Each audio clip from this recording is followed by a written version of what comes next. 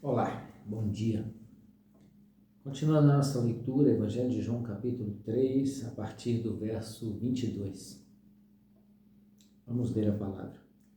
Depois disso, Jesus foi com seus discípulos para a terra da Judéia, onde passou algum tempo com eles e batizava. João também estava batizando em Enom, perto de Salim, porque havia ali muitas águas. E o povo vinha para ser batizado. Isto se deu antes de João ser preso. Surgiu uma discussão entre alguns discípulos de João e um certo judeu a respeito da purificação cerimonial. Eles se dirigiram a João e lhe disseram: Mestre, aquele homem que estava contigo no outro lado do Jordão, do qual testemunhaste, está batizando, e todos estão se dirigindo a ele. A isso João respondeu: Uma pessoa só pode receber o que lhe é dado dos céus. Vocês mesmos são testemunhas de que eu disse: Eu não sou o Cristo, mas sou aquele que foi enviado adiante dele. A noiva pertence ao noivo. O amigo que presta serviço ao noivo e que o atende e o ouve, enche-se de alegria quando ouve a voz do noivo. Esta é a minha alegria, que agora se completa. Verso 30 diz assim: É necessário que ele cresça e que eu diminua. Aquele que vem do alto está acima de todos. Aquele que é da terra pertence à terra e fala como quem é da terra. Aquele que vem dos céus está acima de todos. Ele testifica o que tem visto e ouvido, mas ninguém aceita o seu testemunho. Aquele que o aceita confirma que Deus é verdadeiro, pois aquele que Deus enviou fala as palavras de Deus, porque ele dá o Espírito sem limitações. O Pai ama o Filho e entregou tudo em suas mãos. Verso 36, Quem crê no Filho tem a vida eterna, já quem rejeita o Filho não verá a vida, mas a ira de Deus permanece sobre ele. Então, a gente viu, no início do capítulo 3, Jesus conversando com Nicodemos, ensinando a respeito da salvação, a respeito da vida eterna.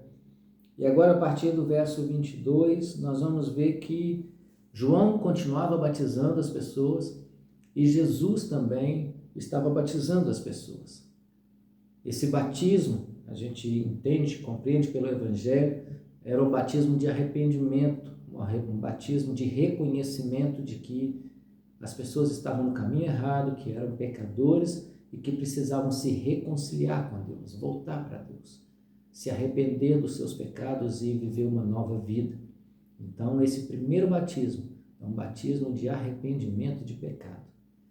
Então, tanto João como Jesus, eles estão batizando e ensinando a mesma coisa.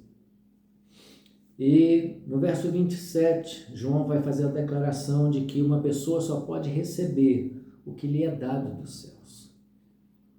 A palavra diz que o Senhor veio e ele deu dons aos homens. Ele vai dizer também que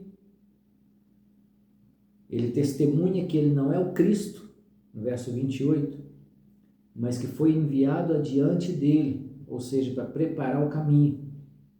A noiva pertence ao noivo, e o amigo que presta serviço ao noivo e que o atende, o ouve, enche-se de alegria quando ouve a voz do noivo.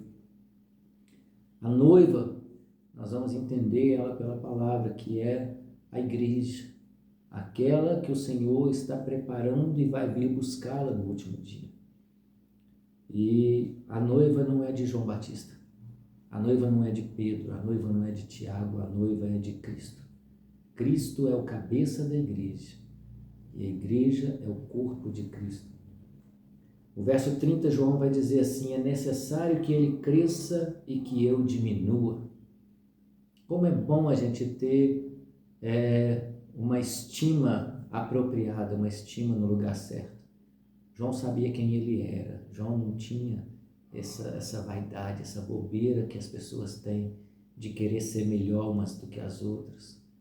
João sabia quem ele era e o papel que ele estava cumprindo, e sabia que Jesus era superior a ele, que Jesus precisava crescer e que Jesus precisava cumprir também o seu ministério.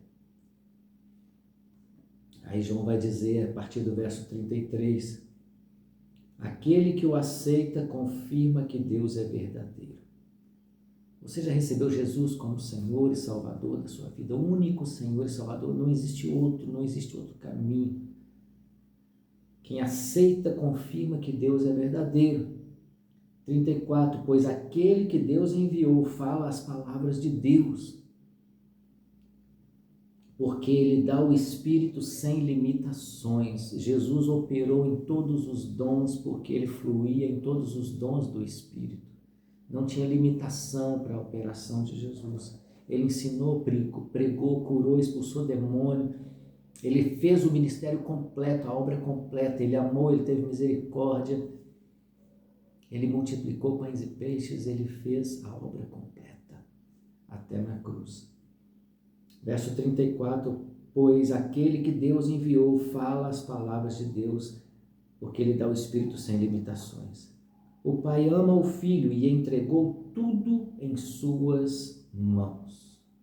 O Pai ama o Filho e entregou tudo nas suas mãos.